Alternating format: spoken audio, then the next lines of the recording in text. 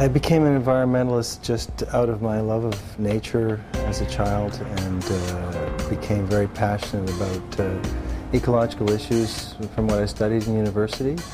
I'm rooted in outdoors, being an outdoors person, and so it's that love of habitat and where you are and nature that I think needs to drive your politics.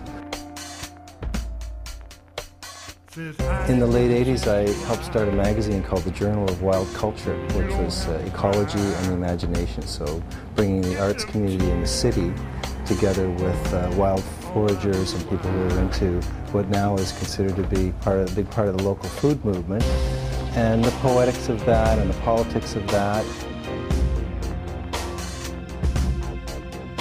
We ignore nature in a lot of our choices in consumption and the way we use stuff and the way we live in the built environment. And the consequence of that is that we don't think about the waste, the drawdown of natural capital, the degree to which we're over-exploiting nature in a distant place to furnish our lives with all this stuff.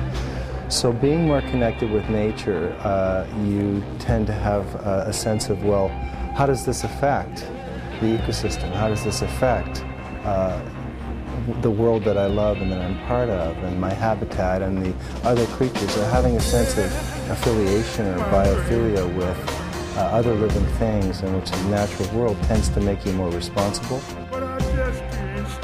I think one of the most important areas that there's a lot of potential for environmental groups and all kinds of institutions to focus on new Canadians, to focus on people who are coming from somewhere else and who come here to this land of opportunity, which is all about economic opportunity and about connecting with their communities of origin through language, through cultural connections, and really feeling disconnected from nature in a particular place.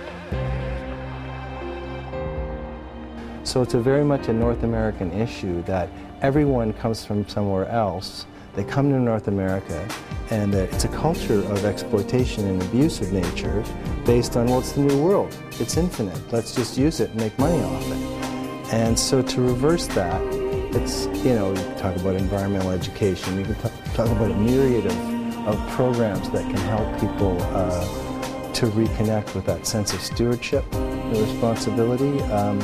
Particularly interesting to focus on new Canadians, I think, and that 50% of the people in the Greater Toronto Area for whom English may be a second language, or who are people of color, visible minorities, that have other things on their minds, and that is definitely a space we need to work in. GET, Green Enterprise Toronto. It's a network for locally owned businesses that want to belong to what we refer to as a values-based network for goods and services providers, stores, manufacturers that are locally owned within the region of Toronto. And it's also a consumer alliance, so it's both a consumer advocacy group and a way for people to find things that they're looking for, a directory, for shopping.